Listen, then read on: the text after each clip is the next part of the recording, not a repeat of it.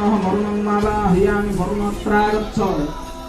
ग्रामदेवतायै नमः ग्रामदेवतां आवाहयामि ग्रामदेवते अत्रागच्छ इहागच्छ इहतिष्ठत्राधिष्ठानं गुरुमतपूजां गृहावाहन संस्थापन सन्निधान रो रो फोटो उठा तार फूल पका ना नहीं पूरा उठा रो तार फूल पका ना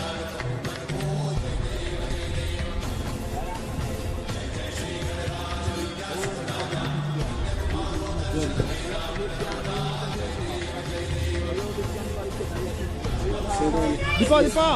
फोटो फोटो ना फोटो नहीं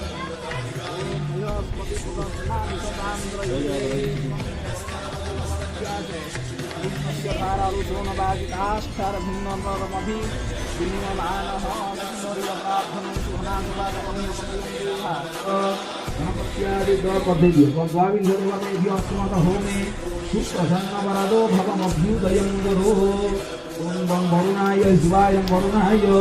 नमो नारायणाय शिवाय लक्ष्मी नारायण